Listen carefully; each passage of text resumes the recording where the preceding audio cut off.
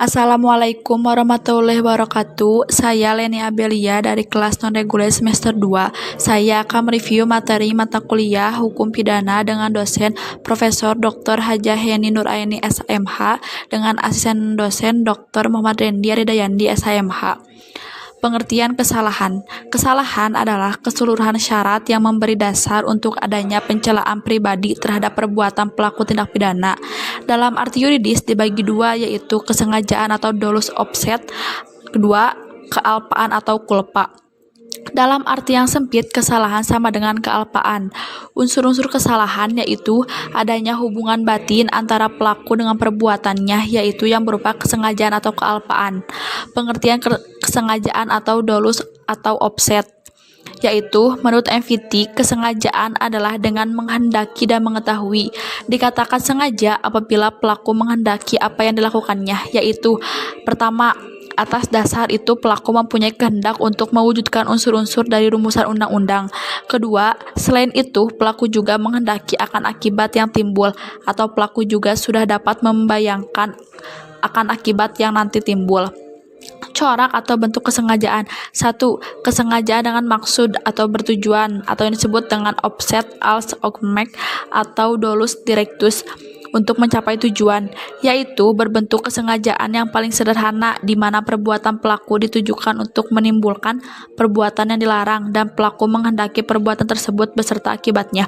Contohnya yaitu si A menempeleng si B dengan maksud agar si B merasa sakit dan kapok untuk tidak berbohong lagi.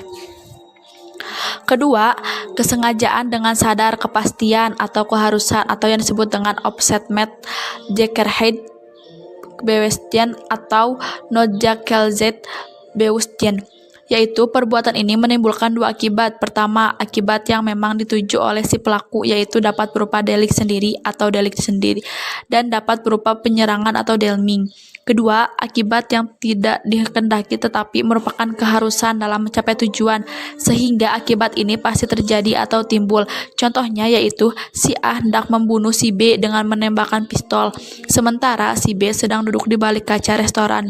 Penembakan terhadap si B pasti akan memecahkan kaca milik restoran itu. Terhadap pecahnya kaca, ada kesengajaan dengan sadar keharusan diri pelaku, yaitu terdapat dalam pasal 406 KUHP.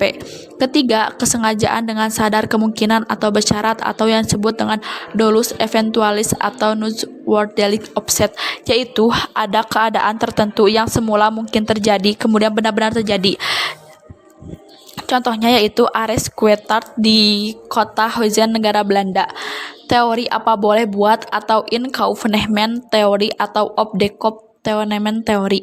Dalam teori ini, keadaan batin si pelaku terhadap perbuatannya. Pertama, akibat itu sebenarnya tidak dikehendaki, bahkan pelaku benci atau takut akan kemungkinan timbulnya akibat tersebut. Kedua, akan tetapi meskipun demikian ia menghendakinya, namun apabila keadaan atau akibat itu timbul, apa boleh buat hak itu diterimanya juga. Ini berarti pelaku berani memikul resiko. Sifat kesengajaan. Pertama, kesengajaan berwarna atau both offset atau dolus malus. Kesengajaan berarti kesadaran dari si pelaku terhadap perbuatan melawan hukum.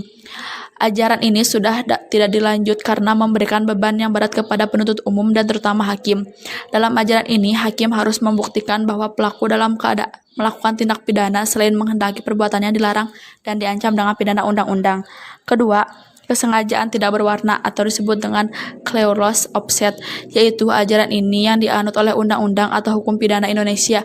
Dalam hukum pidana Indonesia berlaku asas lex dura sedita scripta, yaitu dengan diung dangkatnya hukum pidana maka setiap orang dianggap mengetahuinya. Sekian review materi dari saya. Wassalamualaikum warahmatullahi wabarakatuh.